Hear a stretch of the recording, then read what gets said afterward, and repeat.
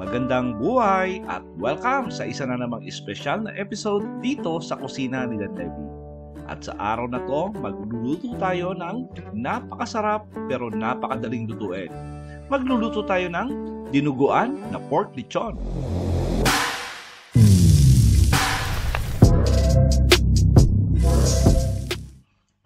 Tara, umpisa na natin. Magpainit lang ng kawali natin paglulutuan, tapos lagay tayo ng konting mantika. Tapos gigisa muna natin yung ating luya. At yung luya natin, medyo hiniwa lang natin yan ng pinong-pino. Tapos gisa lang natin siguro mga 30 to 40 seconds.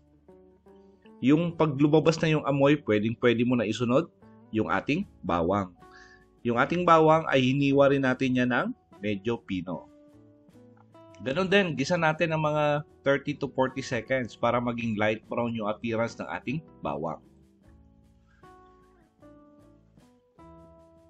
Tapos pag okay na, lagay na rin natin yung ating sibuyas na pula.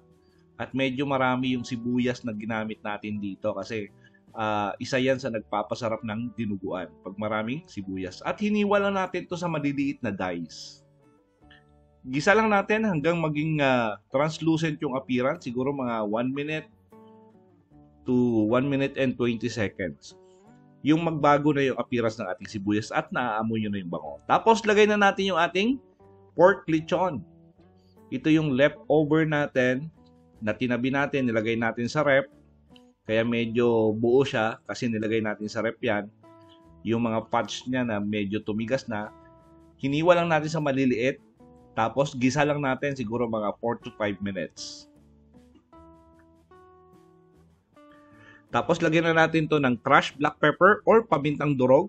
At maganda yan pag medyo marami yung pamintang durog na ilalagay natin. Tapos tuloy-tuloy lang natin yung paghahalo. At lagyan na natin to ng tubig. At maglalagay lang ako rito ng 1 litro.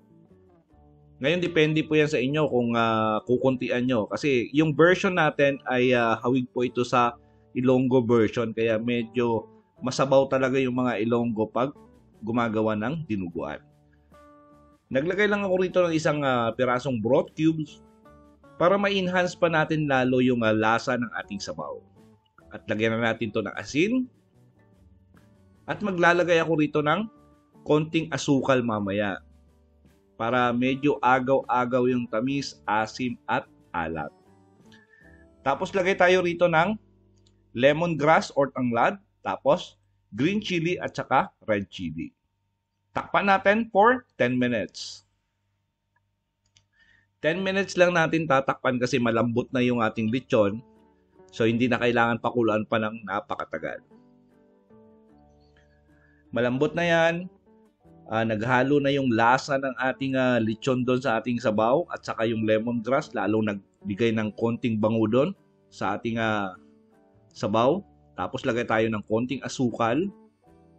Ngayon, optional na lang yung asukal kung ayaw nyo ng medyo may tamis yung dinuguan nyo. Pwede nyo naman huwag na lagyan.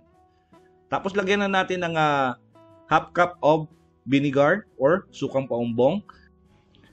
Tapos yung technique dyan, pag naglagay kayo ng suka, huwag nyo na takpan at huwag nyo na rin haluin.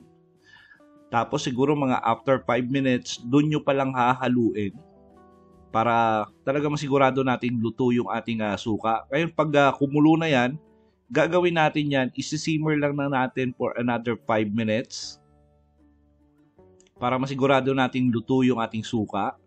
Tapos gagawin natin dito, papatayin muna natin yung apoy. Tapos tatakpan natin, cool down natin for 30 minutes.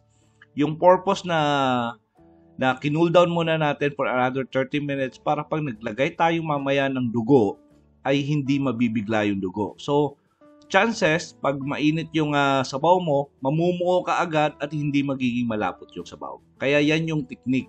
So, malamig na yung sabaw natin, nilagay na natin yung dugo, tapos haluin muna natin.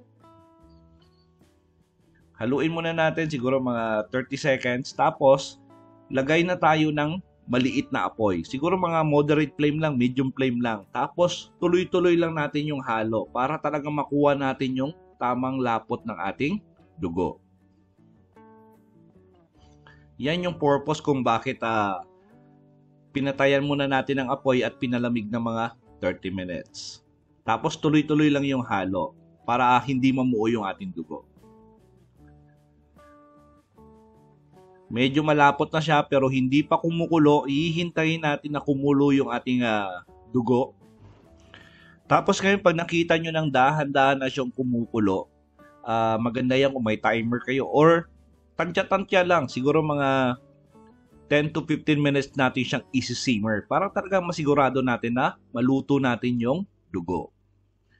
So magbubula muna yan. Pag bumula ng konti, maya-maya yan. Pag naluto talaga yung dugo, mawawala yung bula kasi lalapot na mismo yung ating sabaw. At saka importante talaga niya na lutuin natin ng maigi yung ating dugo. Tulad ng sinabi ko, yung version na to ay halos hawig sa Ilonggo version kaya medyo masabaw. Ngayon kung gusto nyo ng medyo walang sabaw, or gusto nyo ng version nyo na medyo buo-buo yung dugo, nasa inyo po yan. Pero iba yung lasa ng dinuguan na lechon kasi luto na yung lechon, may sariling lasa yung lechon, tapos ginawa pang dinuguan. Naku, napakasarap. So sinimmer lang natin yan ng 15 minutes, tapos lipat na natin sa ating bowl. Tapos nagiwan lang ako ng konting lechon para for presentation purposes only. Nako, napakasarap na partner nito ay puto, pandesal, o di kaya mainit na kanin. Sa lahat po na nagkagusto ng ating recipe for today, please like and share the video. Tapos kung bago po kayo sa ating kusina, please don't forget to subscribe at pindutin yung notification bell para updated kayo sa mga susunod pa nating masasarap na recipe. At huwag nyo na rin kalimutan na i-follow yung ating kusina sa Facebook. Salamat sa panunood at ito ang Kusina ni Dan Levy.